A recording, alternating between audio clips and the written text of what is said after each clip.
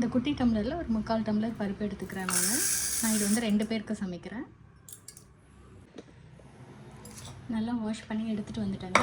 இப்போ இதில் வந்து மஞ்சத்தூள் 1/4 ஸ்பூன், பெருங்காயம் கொஞ்சம், இதிலே எண்ணெய் ஜஸ்ட் ஒரு 2 ட்ராப் விட்டுக்கிறேன் பருப்பு குழையாமல் இருக்கிறதுக்கு. பூண்டு வந்து ஒரு 8 பல்லு பூண்டு எடுத்துருக்கேங்க.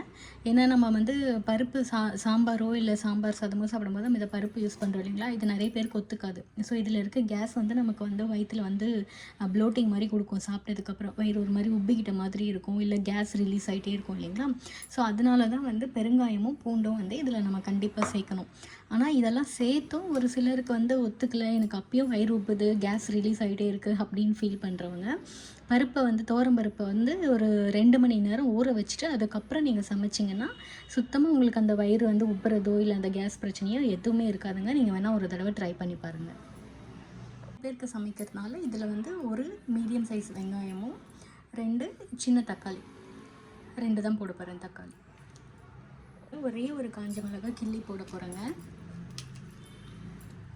தயவு செய்து இந்த காஞ்ச மிளகாய் கிள்ளினதுக்கப்புறம் கையை கழுவிடுங்க. அப்படியே முகத்துலேயோ வாய்க்கிட்டேயோ வச்சுட்டிங்கன்னா எரிஞ்சிக்கிட்டே இருக்கும். அந்த தப்பை மட்டும் பண்ணிடாதுங்க.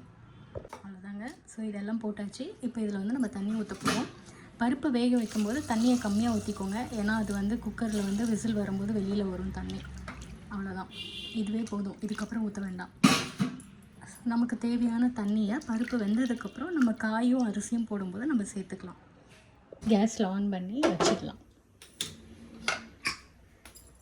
போட்டு விசில் போட்டு வச்சுருங்க.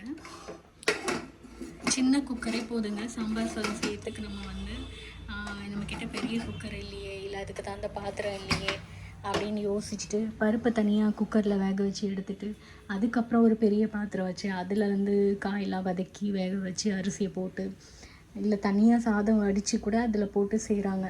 ஸோ இந்த மாதிரி பெரிய ப்ராசஸ் ரொம்ப நேரம்லாம் டைம் எடுக்காமல் சிம்பிளாக ஒரே ஒரு சின்ன குக்கர்லேயே நம்ம வந்து இதை நான் 2 பேருக்குன்னு சொல்கிறேன், ஆனால் தாராளமாக 3 பேர் சாப்பிட்லாம். ஸோ அதுதான் நம்ம இப்போ செய்ய போகிறோம். அதனால் பாருங்கள், பார்த்து ட்ரை பண்ணுங்கள், பிடிச்சிருந்தால் லைக் பண்ணுங்கள். ஸோ அவ்வளோதாங்க. இப்போ நம்ம வந்து விசில் போட்டுற போகிறோம். ஒரு 2 விசில் வந்தால் போதும்.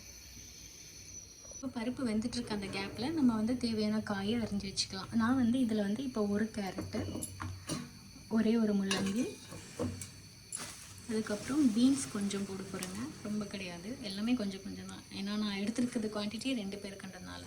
ஸோ நான் சொல்கிறது வந்து நீங்கள் வந்து உங்கள் வீட்டில் 4 பேர் 5 பேருக்கு சமைக்கிறீங்கன்னா உங்களுக்கு எவ்வளோ தேவையோ அவ்வளோ போட்டுக்கோங்க. இந்த பீன்ஸ் வந்து சும்மா ஒரு 6-7 பீன்ஸ் அவ்வளோதான், இதுதான் எடுத்திருக்கேன். அதுக்கப்புறம் இதில் வந்து நமக்கு 2 கத்திரிக்காய் சும்மா வீட்டில் இருந்தது, அந்த 2 கத்திரிக்காயும் இதில் சேர்த்துட்றேன். அவ்வளோதான்.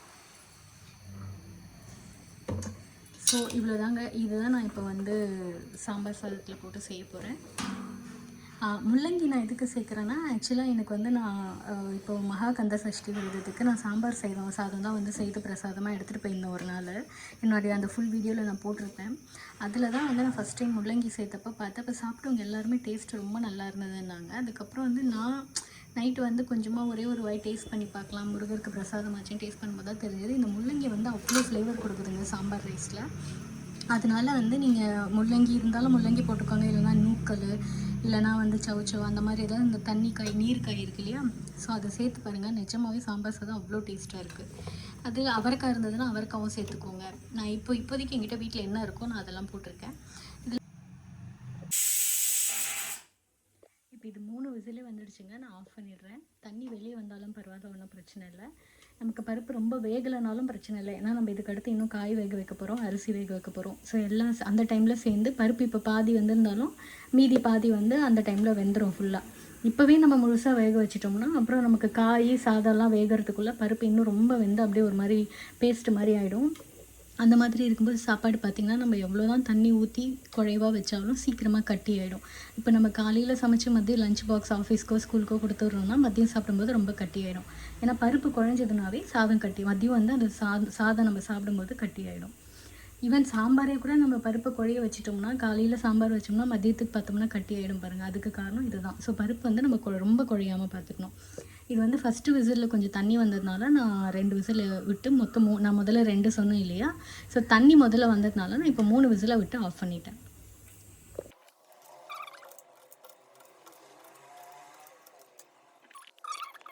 பாருங்கள், விசில் அடங்கிடுச்சு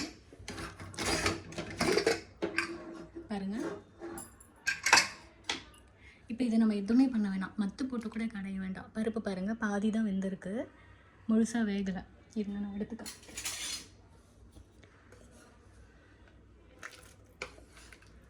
பாருங்கள், பருப்பு வந்து ஃபுல்லாக வேகலை, முக்கால் தான் வெந்திருக்கு. ஸோ இப்போ நம்ம இதை கடையெல்லாம் வேண்டாம், ஒன்றும் பண்ண வேணாம். அப்படியே இதில் இப்போ நம்ம வந்து காயை சேர்த்து வேக வைக்க போகிறோம்.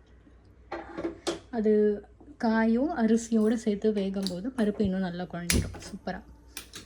அவ்வளோதான். இப்போ கேஸ் ஆன் பண்ணிவிட்டு இப்போது நம்ம அரிஞ்சு வச்சுருக்க காயை இதில் சேர்த்துடலாங்க.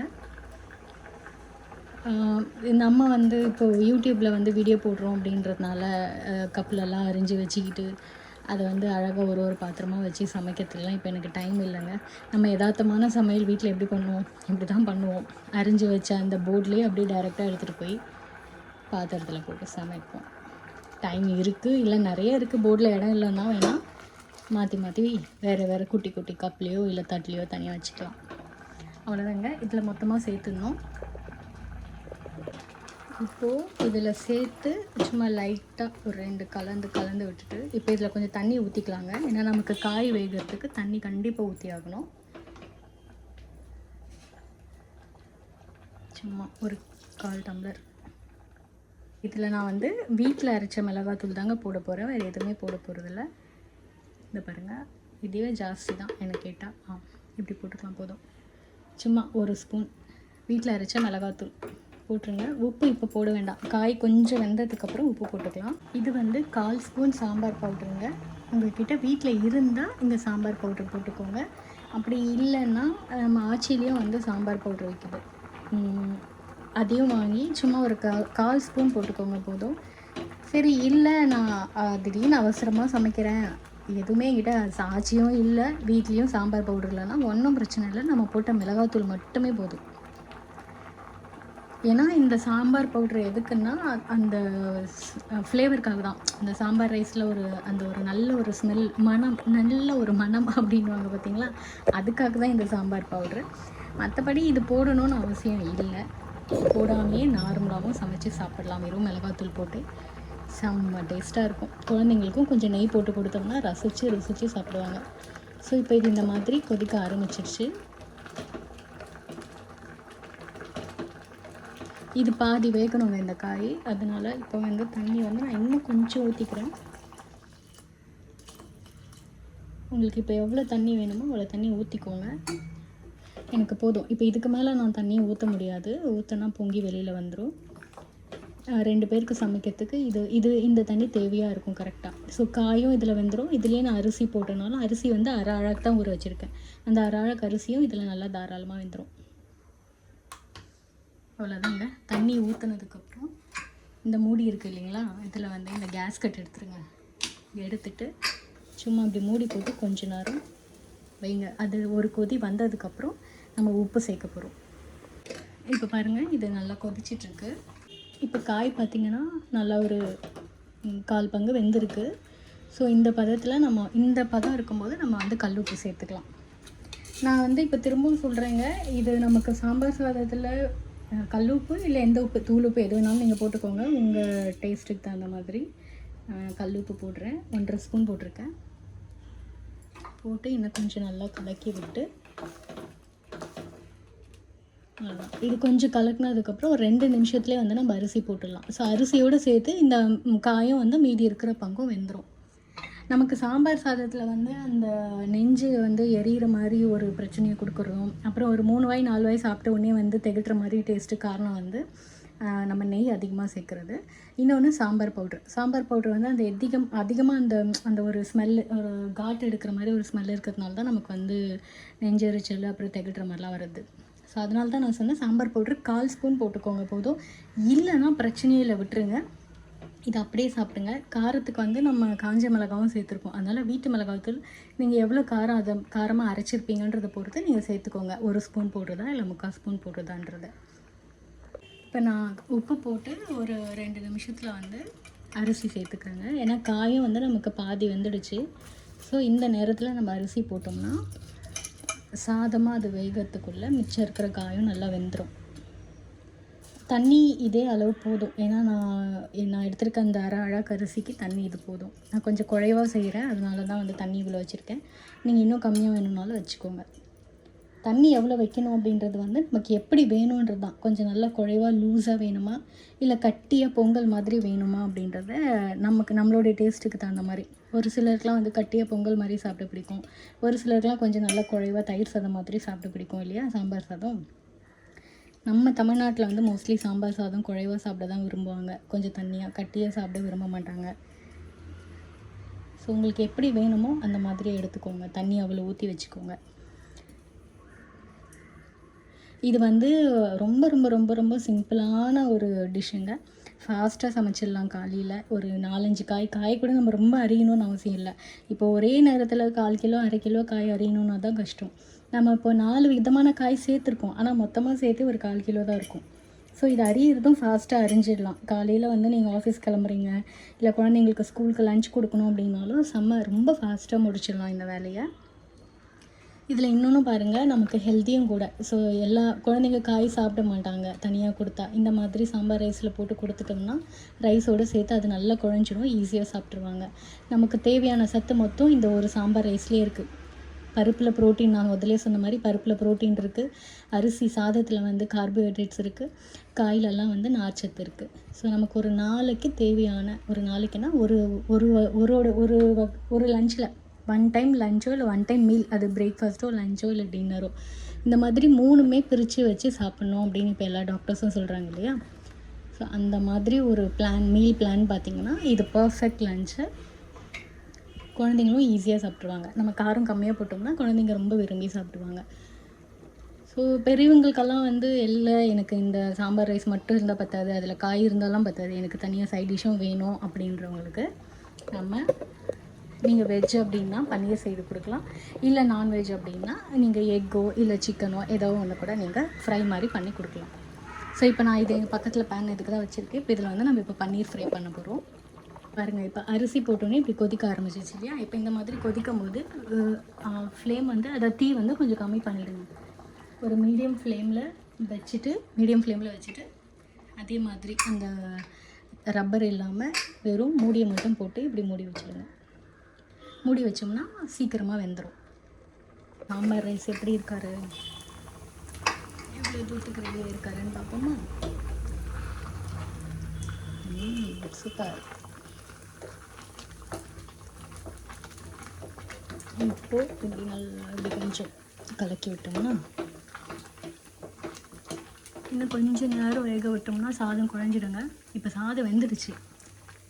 சாதம் வெந்து நல்லா வந்து நீட்டாக பெருசாக இருக்குது பாருங்கள்.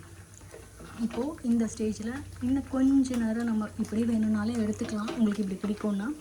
இல்லை எனக்கு இன்னும் கொஞ்சம் குழையணும் அப்படின்னு விருப்பப்பட்டிங்கன்னா இன்னும் கொஞ்சம் நேரம் விட்டோம்னா இது நல்லா உடஞ்சிடும். சாதம் உடஞ்சி அப்போ நமக்கு இன்னும் நல்லா குழைவாக சூப்பராக இருக்கும். சாம்பார் சாதம் சாப்பிட்ற மாதிரி இருக்கும். பாருங்கள், நம்ம இன்னும் கொஞ்சம் நேரம் விட வந்து அரிசி இன்னும் நல்லா, அரிசியில் சாதம் இன்னும் நல்லா உடைய நமக்கு நல்லா அந்த சாம்பார் சாதம்னா எப்படி இருக்கணுமோ அப்படி வந்துடும்.